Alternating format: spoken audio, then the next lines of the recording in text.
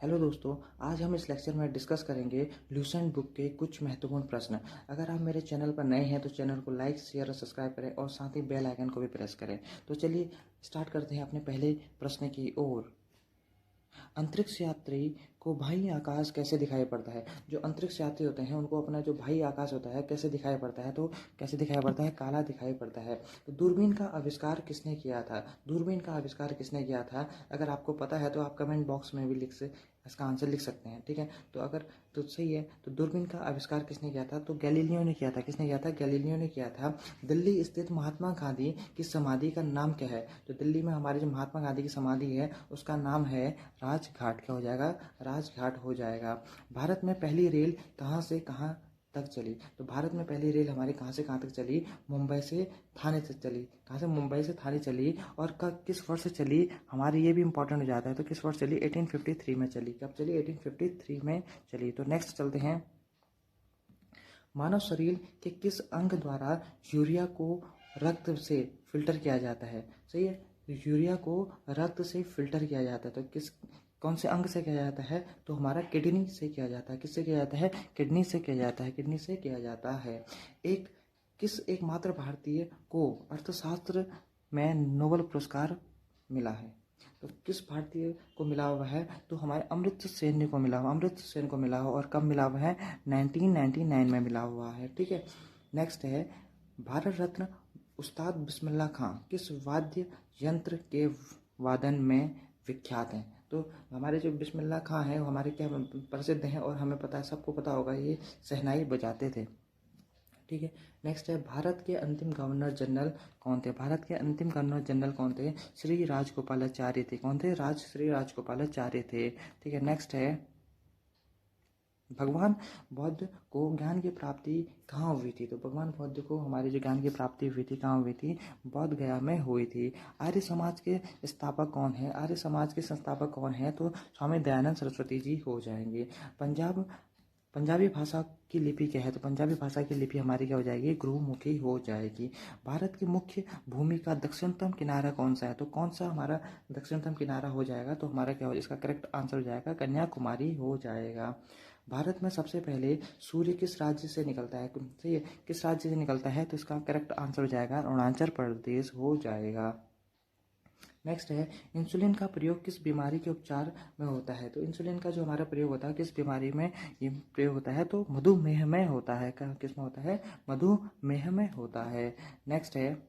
भारत की पहली महिला शासिका कौन थी? तो भारत की पहली महिला शासिका हमारी कौन हो जाएंगी? रजिया सुल्तान हो जाएंगी।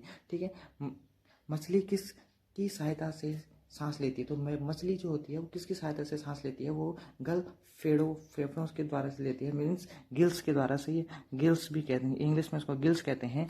इसके द्वारा सांस लेती है।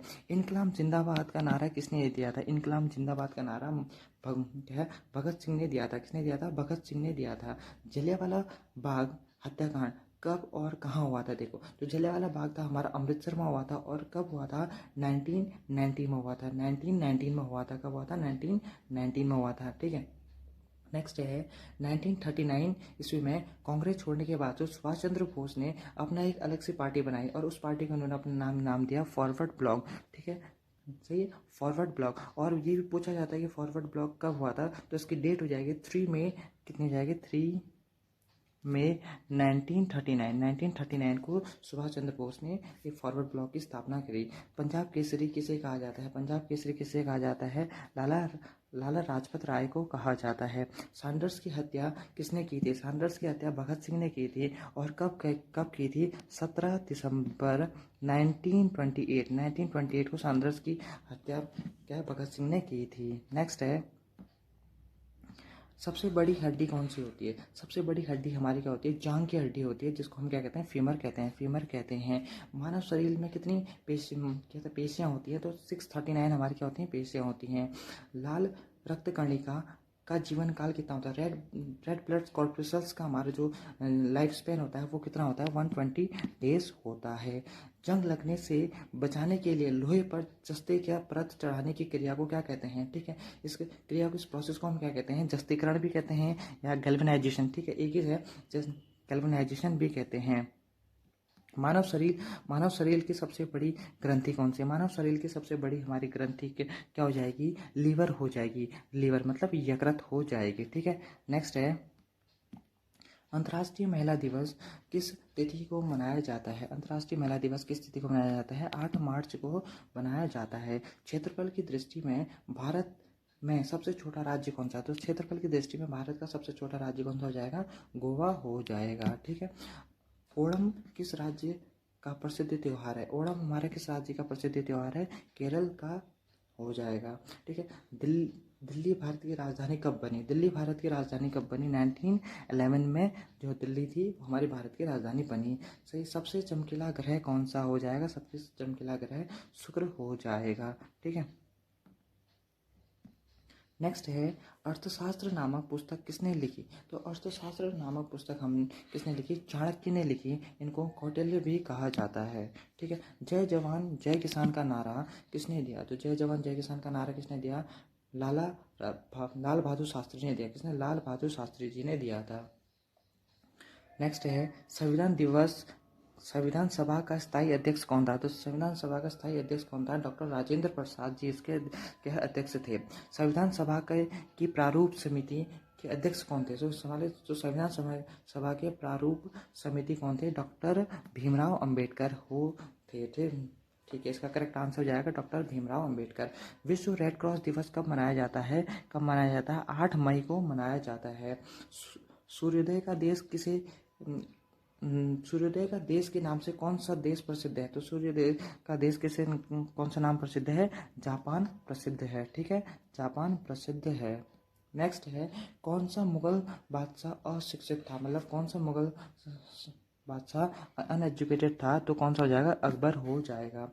अमृतसर शहर की स्थापना किसने की? अमृतसर शहर की स्थापना किसने की? गुरु रामदास ने की। किसने की? गुरु रामदास ने की। ठीक है, नेक्स्ट है गदर पार्टी के संस्थापक कौन थे? तो गदर पार्टी के हमारे जो संस्थापक हो जाएंगे कौन हो जाएंगे? लाला हरदयाल हो जाएंगे।